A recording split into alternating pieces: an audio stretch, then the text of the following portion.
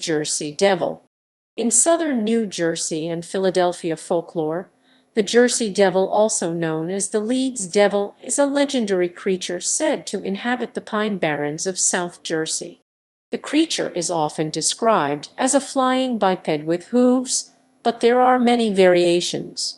The common description is that of a bipedal kangaroo-like or wyvern-like creature with a horse or goat-like head, leathery bat-like wings, horns, small arms with clawed hands, legs with cloven hooves, and a forked tail.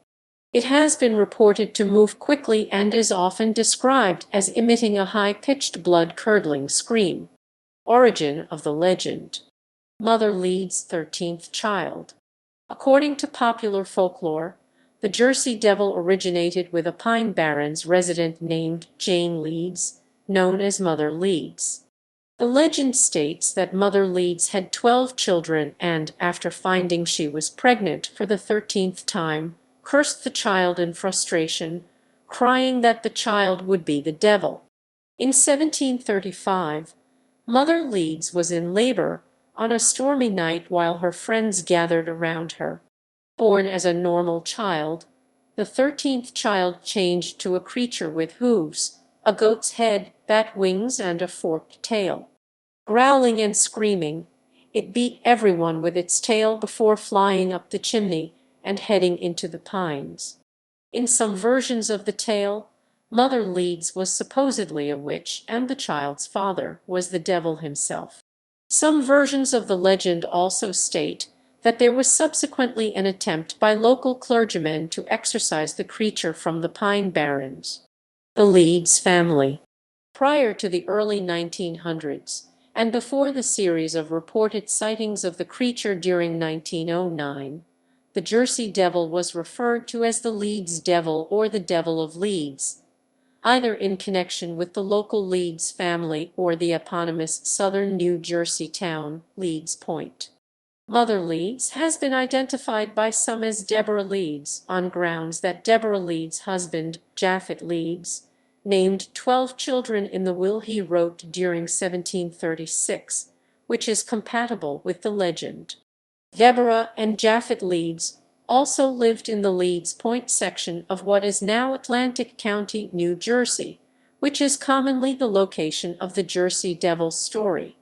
Brian Regal, a historian of science at Keene University, theorizes that the story of Mother Leeds, rather than being based on a single historical person, originated from colonial southern New Jersey religio-political disputes that became the subject of folklore and gossip among the local population. According to Regal, folk legends concerning these historical disputes evolved through the years and ultimately resulted in the modern popular legend of the Jersey Devil during the early 20th century. Regal contends that colonial-era political intrigue involving early New Jersey politicians Benjamin Franklin and Franklin's rival almanac publisher Daniel Leeds 1651–1720 resulted in the Leeds family being described as monsters, and it was Daniel Leeds' negative description as the Leeds Devil, rather than any actual creature, that created the later legend of the Jersey Devil. Much like the Mother Leeds of the Jersey Devil myth, Daniel Leeds' third wife had given birth to 9 children, a large number of children even for the time. Leeds' second wife and first daughter had both died during childbirth. As a royal surveyor with strong allegiance to the British Crown, Leeds had also surveyed and acquired land in the Egg Harbor area, located within the Pine Barrens. The land was inherited by Leeds' sons and family and is now known as Leeds Point, one of the areas in the Pine Barrens currently most associated with the Jersey Devil legend and alleged Jersey Devil sightings. Starting in the 17th century, English Quakers established settlements in southern New Jersey, the region in which the Pine Barrens are located. Daniel Leeds, a Quaker and a prominent person of pre-Revolution colonial southern New Jersey, became ostracized by his Quaker congregation after his 1687 publication of almanacs containing astrological symbols and writings. Leeds' fellow Quakers deemed the astrology in these almanacs as too pagan or blasphemous, and the almanacs were censored and destroyed by the local Quaker community.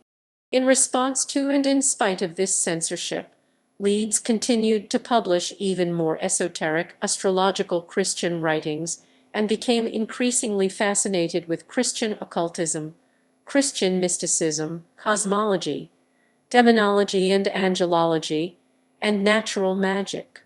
In the 1690s, after his almanacs and writings were further censored as blasphemous or heretical by the Philadelphia Quaker meeting, Leeds continued to dispute with the Quaker community, converting to Anglicanism and publishing anti-Quaker tracts criticizing Quaker theology and accusing Quakers of being anti-monarchists.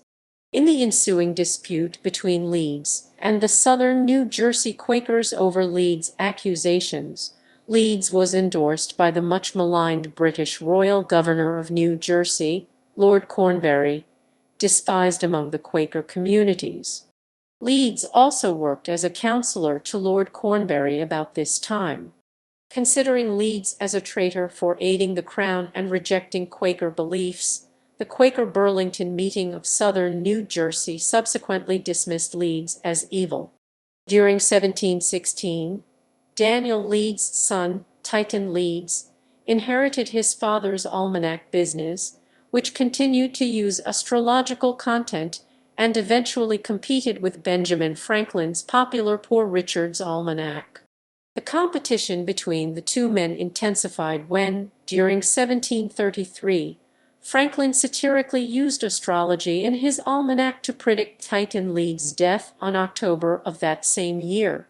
Though Franklin's prediction was intended as a joke at his competitor's expense and a means to boost almanac sales, Titan Leeds was apparently offended at the death prediction, publishing a public admonition of Franklin as a fool and a liar.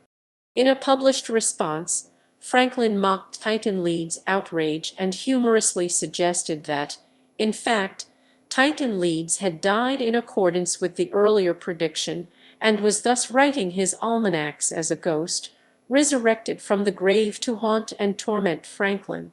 Franklin continued to jokingly refer to Titan Leeds as a ghost even after Titan Leeds' actual death during 1738. Daniel Leeds' blasphemous and occultist reputation and his pro-monarchy stance in the largely anti-monarchist colonial South of New Jersey, combined with Benjamin Franklin's later continuous depiction of Titan Leeds as a ghost, may have originated or contributed to the local folk legend of a so-called Leeds Devil lurking in the Pine Barrens. During 1728, Titan Leeds began to include the Leeds family crest on the masthead of his almanacs. The Leeds family crest depicted a wyvern, a bat-winged dragon-like legendary creature that stands upright on two clawed feet. Regal notes that the wyvern on the Leeds family crest is reminiscent of the popular descriptions of the Jersey Devil. The inclusion of this family crest on Leeds' almanacs may have further contributed to the Leeds family's poor reputation among locals and possibly influenced the popular descriptions of the Leeds Devil or Jersey Devil. The fearsome appearance of the crest's wyvern and the increasing animosity among local South Jersey residents towards royalty, aristocracy, and nobility, with whom family crests were associated, may have helped facilitate the legend of the Leeds Devil and the association of the Leeds family with devils and monsters. The Leeds Devil. Regal notes that, by the late 1700s and early 1800s, the Leeds Devil had become a legendary monster or ghost story in the southern New Jersey area. Into the early to mid-19th century, stories continued to circulate in southern New Jersey of the Leeds Devil, a monster wandering the Pine Barrens. An oral tradition of Leeds Devil monster/ghost stories subsequently became established in the Pine Barrens area. Although the Leeds Devil legend has apparently existed since the 18th century, Regal states that the more modern depiction of the Jersey Devil as well as the now pervasive Jersey Devil name, first became truly standardized in current form during the early 20th century. During the pre-revolutionary period, the Leeds family, who called the Pine Barrens home, soured its relationship with the Quaker majority. The Quakers saw no hurry to give their former fellow religionist an easy time in circles of gossip. His wives had all died, as had several children. His son Titan stood accused by Benjamin Franklin of being a ghost. The family crest had winged dragons on it. In a time when thoughts of independence were being born, these issues made the Leeds family political and religious monsters. From all this overtime, the legend of the Leeds Devil was born. References to the Jersey Devil do not appear in newspapers or other printed material till the 20th century. The first major flap came in 1909. It is from these sightings that the popular image of the creature bat-like wings, horse head, claws, and general air of a dragon became standardized. Indeed, many references to a Leeds Devil or Devil of Leeds appear in earlier printed material prior to the widespread usage of the Jersey Devil name. During 1859, the Atlantic Monthly published an article detailing the Leeds Devil folktales popular among Pine Barren residents or pine rats. A newspaper from 1887 describes sightings of a winged creature, referred to as the Devil of Leeds, allegedly spotted near the Pine Barrens and well known among the local populace of Burlington County, New Jersey. Whenever he went near it, it would give a most unearthly yell that frightened the dogs. It whipped at every dog on the place. "That thing," said the colonel, "is not a bird nor an animal, but it is the Leeds Devil, according to the description, and it was born over in Evesham, Burlington County, 100 years ago. There is no mistake about it. I never saw the horrible critter myself, but I can remember well when it was roaming around in Evesham woods 50 years ago, and when it was hunted by men and dogs and shot at by the best marksmen there were in all South Jersey, but could not be killed. There isn't a family in Burlington or any of the adjoining counties that does not know of the Leeds Devil, and it was the bugaboo to frighten children with when I was a boy." Reported encounters. There have been many claims of sightings and occurrences involving the Jersey Devil. According to legend, while visiting the Hanover Mill Works to inspect his cannonballs being forged, Commodore Stephen Decatur sighted a flying creature and fired a cannonball directly upon it to no effect. Joseph Bonaparte, elder brother of Napoleon, is also claimed to have seen the Jersey Devil while hunting on his Bordentown estate about 1820. During 1840, the Jersey Devil was blamed for several livestock killings. Similar attacks were reported during 1841, accompanied by tracks and screams. In Greenwich during December 1925, a local farmer shot an unidentified animal as it attempted to steal his chickens and then photographed the corpse. Afterward, he claimed that none of 100 people he showed it to could identify it. On July 27, 1937, an unknown animal with red eyes seen by residents of Downingtown, Pennsylvania, was compared to the Jersey Devil by a reporter for the Pennsylvania Bulletin of July 28, 1937. In 1951, a group of Gibbstown, New Jersey boys claimed to have seen a monster matching the devil's description, and claims of a corpse matching the Jersey Devil's description arose in 1957. During 1960, tracks and noises heard near Mays Landing were claimed to be from the Jersey Devil. During the same year, the merchants around Camden offered a $10,000 reward for the capture of the Jersey Devil, even offering to build a private zoo to house the creature if it was captured. Sightings of 1909. During the week of January 16 through 23, 1909, Newspapers of the time published hundreds of claimed encounters with the Jersey Devil from all over the state. Among alleged encounters publicized that week were claims the creature attacked a trolley car in Haddon Heights and a social club in Camden. Police in Camden and Bristol, Pennsylvania supposedly fired on the creature to no effect. Other reports initially concerned unidentified footprints in the snow, but soon sightings of creatures resembling the Jersey Devil were being reported throughout South Jersey and as far away as Delaware and western Maryland. The widespread newspaper coverage created fear throughout the Delaware Valley, prompting a number of schools to close and workers to stay home. Vigilante groups and groups of hunters roamed the pines and countrysides in search of the devil. During this period, it is rumored that the Philadelphia Zoo posted a $10,000 reward for the creature. The offer prompted a variety of hoaxes, including a kangaroo equipped with artificial claws and bat wings. Explanations.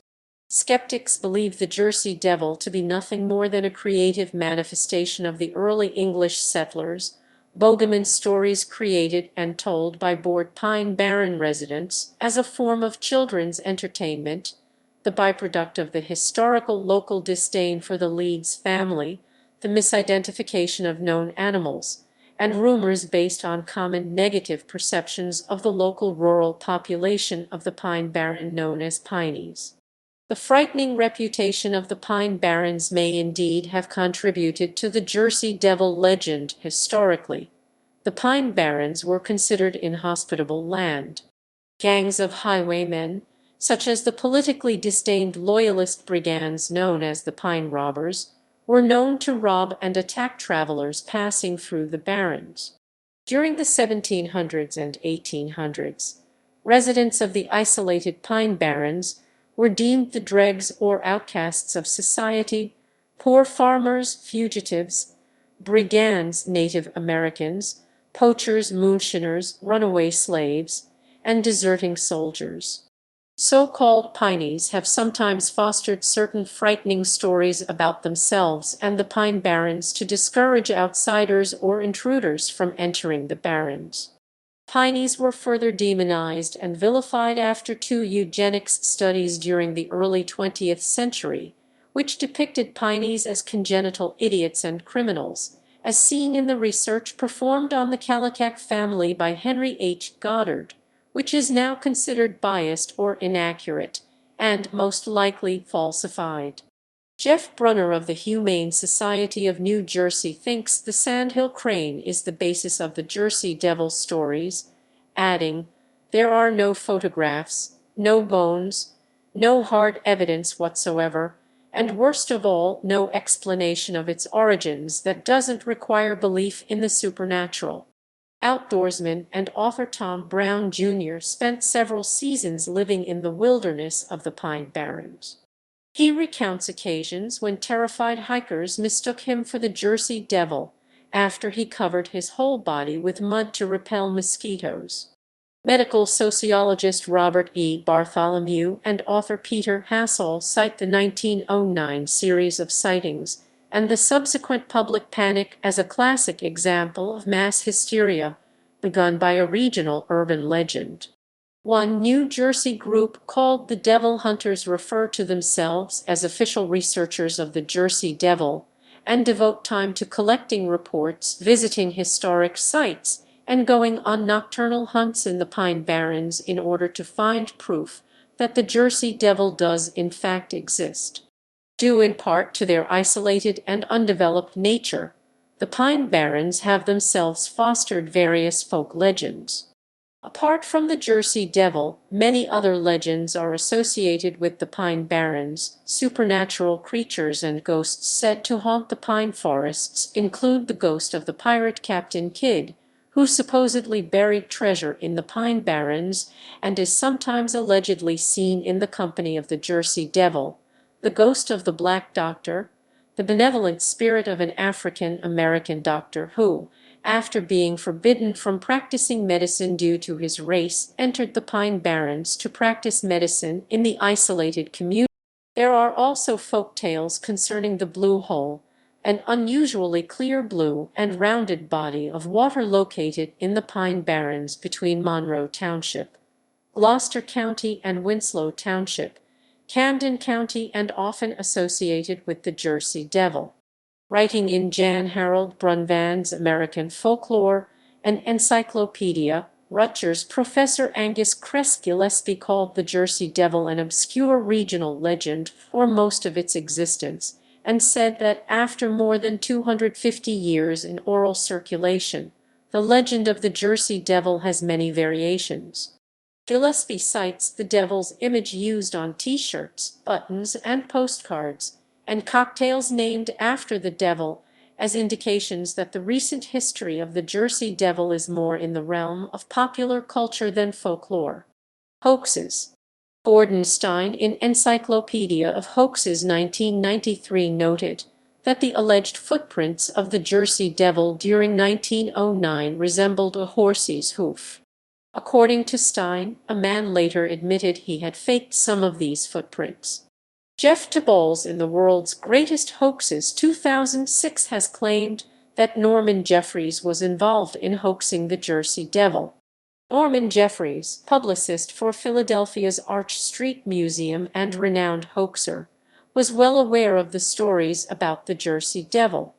So when the museum proprietor, T.F. Hopkins, admitted that it was in danger of closure unless Jeffries came up with something to boost attendances, the publicist decided that a captive Jersey Devil would be the ideal crowd puller.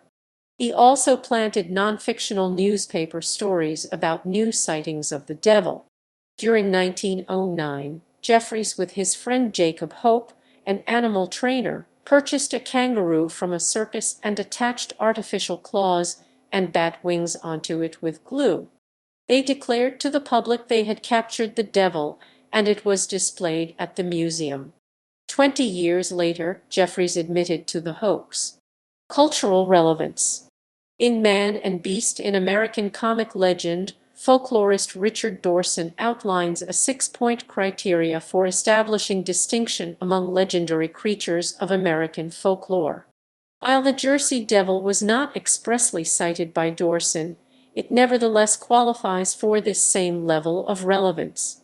Dorson specifies that the qualifier must exist in oral tradition, inspire belief and conviction, become personalized and institutionalized, is fanciful or mythical, and contain a comical side, which endears it to the American public. Oral tradition of the Jersey Devil well predates printed newspaper accounts, and belief in its existence by many is still ongoing. The latter is made evident not only by commentators who elaborate on this possibility, but even by investigative programs such as Mother Leeds' 13th Child, In Search of Monsters, Lore and Monsters and Mysteries in America. Likewise, as a fixture of organizations, it is the namesake for two professional ice hockey teams. The first, the Jersey Devils of the Eastern Hockey League, played from 1964 until the league folded in 1973. The second, the New Jersey Devils of the National Hockey League, have played since 1982. The current team was formerly known as the Colorado Rockies, and their name was chosen by a poll shortly after the team relocated to New Jersey. This same trend towards cultural incorporation is further exemplified by the Jersey Devil's appropriation in toy lines, such as its inclusion as a vinyl figure in Cryptozoic Entertainment's Cryptkins blind box, as well as its proposed application as a motif by Six Flags Great Adventure for their upcoming Jersey Devil coaster to be developed by Rocky Mountain Construction.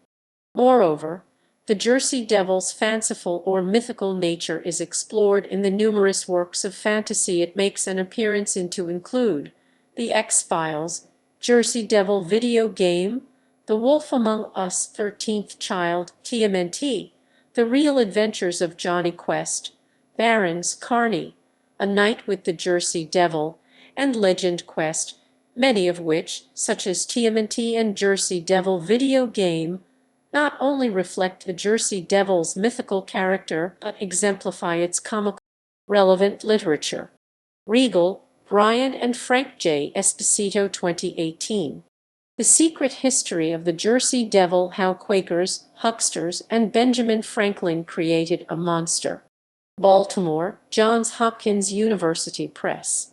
ISBN 978-1,421,424,897.